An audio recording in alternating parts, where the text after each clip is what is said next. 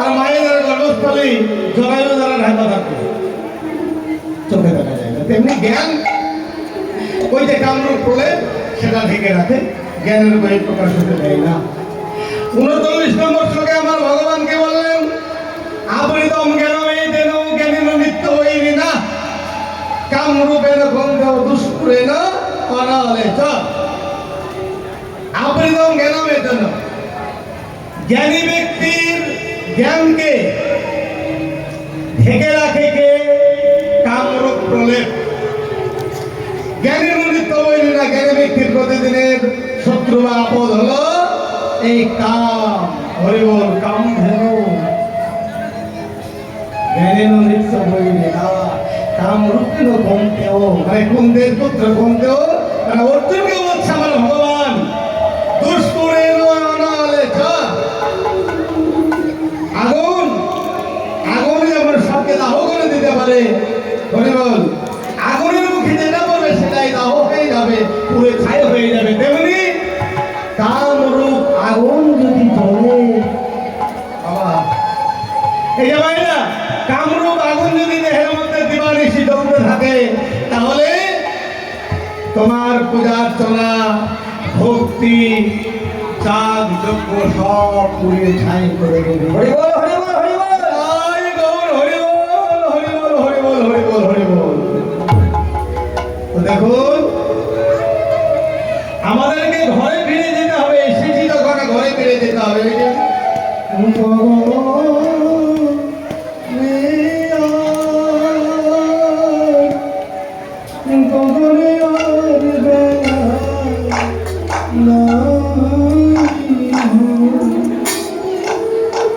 গগনে আর বেলা নাই। আমাদের এই যে আয়ুকাল, আয়ুকালটা শেষ হয়ে গিয়েছে প্রায় শেষের দিকে। গগনে আর বেলা নাই, মানে সময় থাকতে ভজন সাধন করে নাও, সময় থাকতে তোমার ওই ধ্যানগুলো একটুকু গোছ গাছ করে নাও। ঘরে ফিরে যেতে হবে, এটা মাথায় রাখতে হবে, কিন্তু আমরা সেটা মাথায় রাখি না। রাখি কি বাবা? এই যে সংসার, সংসার রঙ্গমঞ্চে অভিনয় করতে করতে আমাদের গোনা কয়েকটা দিন শেষ হয়ে যায়। শিশুকাল, মানে শিশুকালের অভিনয় হলো, যুবাকাল মানে যুবাকালের অভিনয় হলো, বৃদ্ধকাল বা বৃদ্ধাকালের অভিনয় যখন হয়ে গেল, সব অভিনয় আমাদের হয়ে গেল, সব সাজানো হয়ে গেল। সব সাজার পরে আমরা সব সেটে চলে দন্তস্বর, সব মানে হচ্ছে সমস্ত কিছু পর, বিলকুল মানে সমস্ত কিছু। আর তারাও সব মানে হলো মরা দেহ, অমৃত দেহ। সব সাজার পরে যখন আমরা সব চলে যাই, তখন কিন্তু শেষের দিনেও কিন্তু আমাদের হরিনাম সংকীর্তন আর সাধুগুরু বৈষ্ণবের চরণ ধরে যায়। তাই চেতনা জাগাতে হবে। চেতনা জাগানোর জন্য আমার এই কলিকালে এসে থেকে চৈতন্য একবার সব সময় মনে মনে ভাবতে হবে, আমাদের এই যে গগনে বেলা কবে শেষ হয়ে যাবে, গগনে আর বেলা নাই, এই কথা সব সময় ভাবতে হবে। এখানে একটা নিগূঢ় তত্ত্ব বলি যে দিনের যেমন তিনটি কাল, সকাল বিকাল মধ্যাহ্ন কাল, পথজলে অনুক্ষণ মোরা সকাল সকাল। বাবা সকাল দিয়ে করিয়া পথকে ধরিয়া যাই যদি মোরা দ্রুত গতি, দিবসের শেষে মোরা অনাথে পৌঁছাবো মোদের সে বসতি। মোরা হইয়া স্বাধীন ত্রিকালের অধীন, মানুষের এই তো জীবন, শিশু যুবাকাল আর বৃদ্ধকাল কিন্তু সাধনার ধন। শিশুকাল হতে যৌবনের পথে পাপ পথে বাহির করে, বৃদ্ধকালে তার পথ চলা ভার। সার কথা বলি ভাই, কিছু বোঝা গেল? কিছুটা বোঝা গেল বাবা, কিছু কিছু বোঝা গেল, কিন্তু একটু বুঝিয়ে বলি, মায়েরা হয়তো সবাই বুঝতে পারবে না। এই যে আমি তত্ত্বটা বললাম, আমার মহাজন গুরুদেব বললেন কি, দিনের যেমন তিনটি কাল, এই যে সৌরজগতের দিন কাকে বলে বাবা? সূর্য উদয় হতে অস্ত পর্যন্ত, তাই না? এই দিনের মধ্যে তিনটি কাল বা তিনটি বেলা থাকে, কি কি? সকাল, মধ্যাহ্নকাল আর বিকাল। এক স্থান থেকে অন্য স্থানে যখন আমরা যাই, আমরা কিন্তু সকাল সকাল বার হই, সকাল সকাল চলতে শুরু করি, নয় কি বাবা? এখনকার দিনে হয়তো 4টেই ট্রেন বাবা আসতো, 4টেই বার হচ্ছে। কিন্তু যেখানে হেঁটে যাওয়ার পথ ছিল, যেখানে পথটা হেঁটে যেত, হ্যাঁ, সেখানের কথা একবার ভেবে যদি দেখা যায়, তাহলে সকাল সকাল কিন্তু আমরা রওনা দিই। সকাল সকাল রওনা না দিলে আমরা কিন্তু আমাদের লক্ষ্যের যে গন্তব্যস্থল সেখানে পৌঁছাতে পারবো না। তাহলে সকাল সকাল আমরা রওনা দিয়ে আমাদের গন্তব্যস্থলে পৌঁছে যাই। কিন্তু যদি দুপুর বেলায় পথ চলতে শুরু করি, প্রখর রবির তাপে আমাদের পথ চলা হবে না। বিকেল বেলায় যদি পথ চলতে শুরু করি, কয়েক পা যাওয়ার পরে দিনমণি রাস্তা চলে যাবে, সন্ধ্যা হয়ে আসবে, সিগন্যাল লেগে উঠবে, হিক্কা হুক্কা হওয়া করে আমাদের পথ চলা হবে না, অন্ধকার হয়ে যাবে। কি বলার, তাই? এবার দেহতত্ত্বের দিকে যদি ভাবা যায়, সৌরদিন যে দিন সেটা হয়ে যায়, বা তার সঙ্গে আমাদের এই দেহতত্ত্বের দিনটাকে যদি একবার তুলনা করে দেখা যায়, দেহতত্ত্বের দিন কোনটা? জন্ম হতে মৃত্যু পর্যন্ত। এই যে আমরণ কাল, যেটাকে আমরা আয়ুকাল বলছি, এটা হচ্ছে জীবনের বা দেহের একটা দিন। যেমন সকাল সকাল চলতে শুরু করি, ভগবানকে পেতে হলে বাবা সকাল সকাল পথ চলতে শুরু করতে হবে, মানে শিশুকালে ভজন সাধন শুরু করতে হবে। আর না হলে যৌবনে কালে ভজন সাধন শুরু করলে কি হবে?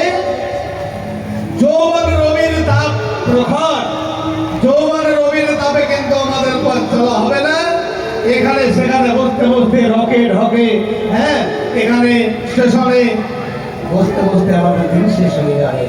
মোবাইল নেব, ফেসবুক চালাবো, এই তোলার নামা আই লাভ ইউ টু, এই করতে করতে আমাদের যৌবনের কাল কবে শেষ হয়ে যাবে। কোথায় বল, হরি বল। আসলে বৃদ্ধকাল, বৃদ্ধকালে যদি ভজন সাধন শুরু করি, ওই বিকেল বেলায় পথ চলতে যেমন শুরু করেছিলাম, 2-1 পা যাওয়ার পরে অন্ধকার, তেমনি আমরা কিছুদিন ভজন সাধন করার পরে, মানে বিকেল বেলায় বৃদ্ধকালে যদি ভজন সাধন শুরু করি, 2-4 দিন ভজন সাধনের পরে দিনমণি অবস্থা চলে যাবে। মানে বলো হরি হরি বলো, বলি আমাদের ভজন সাধনে পরিপূর্ণতা আসবে না। কিন্তু আমরা মনে মনে ভাবি কি, আমরা হইলা স্বাধীন ত্রিকালের অধীন মানুষের, এই তো জীবন, আমরা স্বাধীন দেশের স্বাধীন ভারতবর্ষের নাগরিক। আমরা কি একবার ভেবে দেখেছি যে 3টি কালের অধীনস্থ আমরা? শিশুকাল, যুবাকাল আর বৃদ্ধকাল। যখন আমাদের পথ চলতে চলতে ভারী বোঝা দেবে বসবে, তখন শিশুকাল হতে যৌবনের পথে বাহির করে, বৃদ্ধকালে তার পথ চলা হার সার কথা বলে ভাইনি। শিশুকাল নিষ্পাপ কাল, শিশুকালে কিন্তু কোনো পাপ থাকে না মনের মধ্যে, কিন্তু যৌবনকালে যখন আমি পদার্পণ করি, আমি পাপ পথে পদার্পণ করি, পাপের বোঝা বাঁধতে বাঁধতে ভারী হতে হতে এতই ভারী আর এতই মোটা, এতই বড় হয়ে যায়, যখন আমাদের দেহ অলস হয়ে যায়, বেঁকে যায় কোমর, হাঁটু মুচড়ে যায়, সম্বল হয় ছোট্ট একটা লাঠি, আমরা নিজের দেহকে নিজেই ধরে রাখতে পারি না। আর সেই সময় আমাদের পাপের বোঝা মাথার উপরে চেপে বসে, পাপের বোঝা আমাদের ঘরে চেপে বসে, আমরা তখন পথ মাঝে ঘুম দিয়ে খেয়ে পড়ি। আর হাই কি হলো মাধব, এই শেষে যদি আমার পাশে একবার এসে দাঁড়া, মাধব আমাকে একবার পার করে দে, এই বলে আমরা তখন পড়ে পড়ে কাঁদি পথের মধ্যে।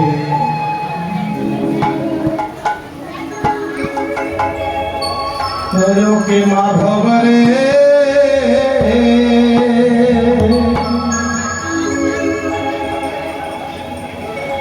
দয়া করে ভিড়া নৌকা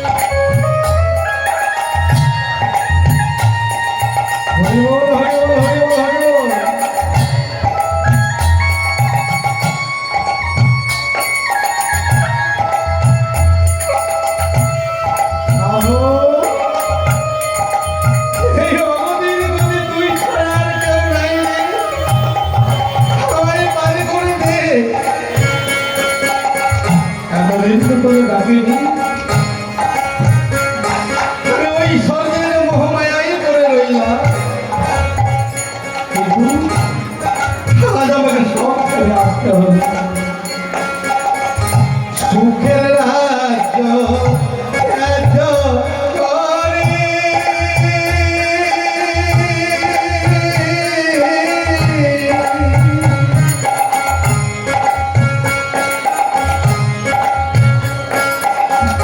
কহিলাম মাধব আমি ভিখারি রে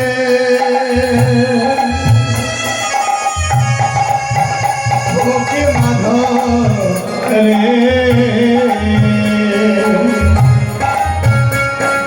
দয়া করে ফিরাও নৌকা পারে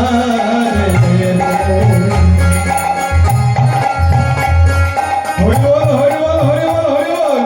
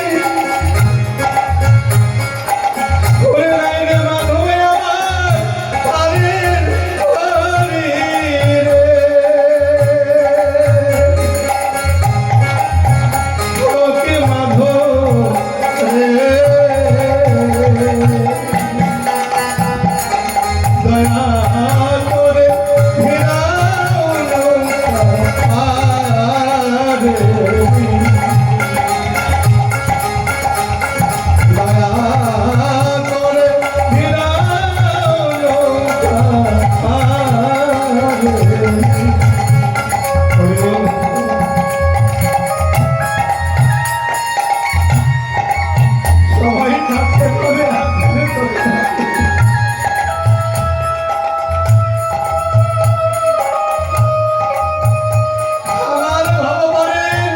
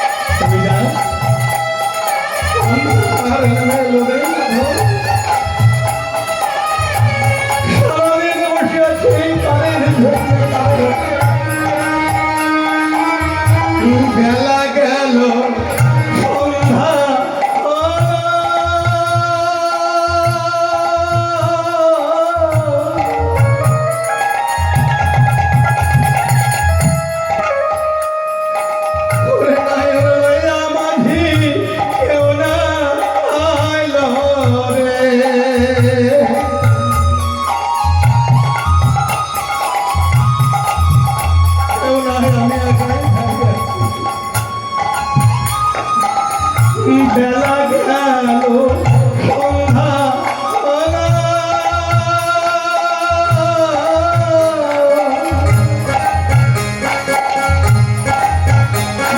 ওরে কায়ার লইয়া মাঝি কেউ না আইল রে। ওকে মাধব রে, দয়া করে ফিরাও নৌকা রে। ওকে মাধব রে, দয়া করে ফিরাও নৌকা